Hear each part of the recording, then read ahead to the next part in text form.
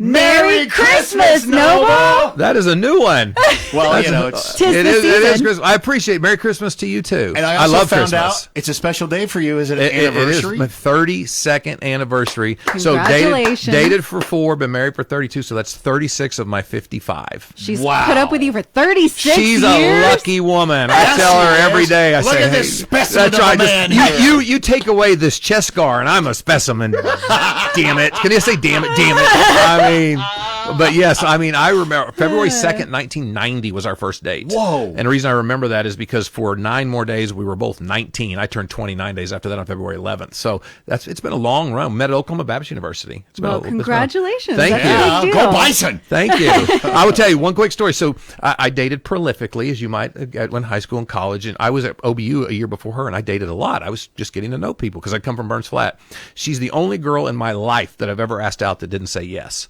And so, I mean, she said maybe, because she had heard that I would date you, and if you told me you loved me, I would break up with you, and she didn't want anything to do with that. And so I'm telling you, I mean, I married her and got her pregnant 3 times. Who's winning now?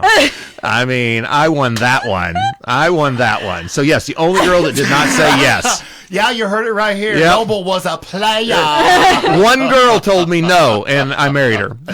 Wow. All right, let's get the free legal advice Friday with McIntyre Laws, Noble McIntyre. Couple of questions for you this morning. And if you ever have a question, by the way, when you're listening, you can hit us up at asknoble@tylermedia.com. Yeah, this listener asked, do I really need to go to the doctor after an accident if I don't have visible injuries? It's not about visible. You can't visibly see a broken bone. You can't visibly see a torn muscle. You can see bruises, but you don't know what's underneath. What I tell people is if you've been in a crash and somebody else is negligent and you're hurting, you have every right and should go get checked out because sometimes injuries don't manifest themselves at an extreme level until days or weeks later. And so absolutely the visible aspect of it doesn't matter because that's the reason we take x-rays. Yeah. A doctor doesn't just look at you and say, oh, your left arm is fractured. No, they require an x-ray because it's not visible. So 100% go get checked out because you have every right to do so.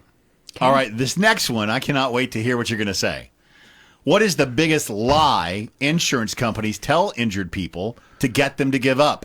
Every word they say. Wow, I mean, okay. Listen, insurance companies, when you first get in a crash, you call the insurance company, report it. They will be very, very nice to you on the phone. And it's for a reason. They want to deceive you. They know that injuries manifest themselves later. They know if they can get you on a recording to say, I'm not really hurt, I feel okay, and get you to sign a release quickly, that if something happens later, you're stuck with that. And so the whole thing is delay and deception. And, the reason I do what I do is I don't like insurance companies. And an adjuster may be very, very nice to you on the phone, but the system is rigged against you in that you typically have never done this before. By this, I mean negotiate out a claim. The adjuster you're talking to does it every day. They're a professional, and they know what they're doing, and they know what they're saying, and they're compensated a couple of ways. It's a base salary, but they also get bonused, and bonuses are based on performance. Performance is based on how much money they save the company. Their vested interest is to pay you as little as possible for your claim. And so the deck is stacked against you right away. That's why people should hire an attorney. Wow. So I know that insurance companies are for profit. I get they that. Are. But yet we pay these premiums, but yet they're still going to get a bonus if they don't have to pay out the biggest amount. Yeah, because what happens is insurance companies and adjusters set a reserve. When a first case comes in, they'll set a reserve. Okay, this person was in a crash. The damage is pretty severe, so it'll probably be some pretty good injuries. We're initially told this. We will reserve $50,000 for this claim.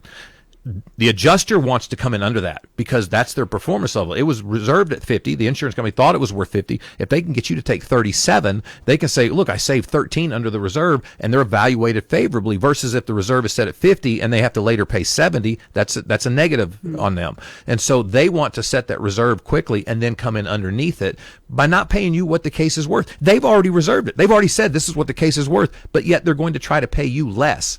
And it's just not right, but that's how the system's set up.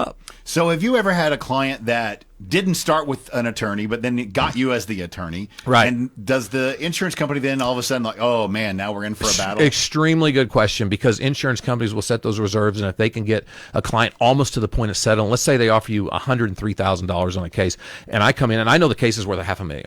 Well, it puts the adjuster in a bad spot where now I get in the middle of it and say, listen, you were dealing with somebody who didn't know what they're doing. Now you're dealing with me. I've been doing this for 30 years. I try cases. I'm better than you, and I'm better than anybody that you have. And so I I want the true value of this case. And now they're scrambling, which is why often when I get involved, the adjuster on the case at that time gets removed and a new adjuster gets put on because they'll get a higher level adjuster that will take a second look at the case to reset the reserves. But yes, they know when I get involved, it's a whole different game. They're not dealing with somebody who's done this once, maybe twice in their life. They're doing this with somebody that kicks in their teeth all the time.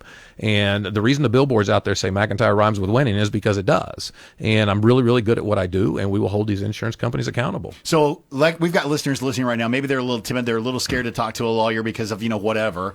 But if they call you, you can kind of walk them through by, this is why you need to hire me. Yeah, well, I do. Or not hire me. And listen, I tell folks sometimes, listen, this particular case, you don't want to hire me. It's not that I would not get more money. From a client's perspective, one thing is very important. What is the net in their pocket after everything's paid? So if a client on their own can get, let's take a small case, $10,000. They have $3,000 in medical bills, and they can get 10, which would put 7 in their pocket.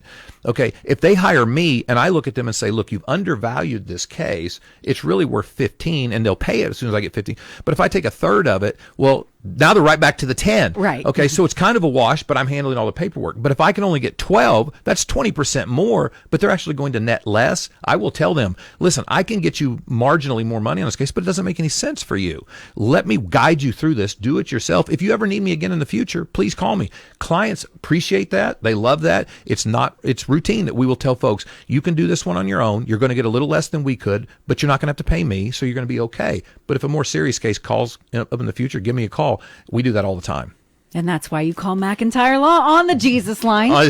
777-7000. And of course, if you have a question you want to ask Noble, you can send it to us if you'd like. AskNoble@tylermedia.com. All right. Now, this will be the last time we get to talk to you for a couple of weeks, obviously with the holidays and everything.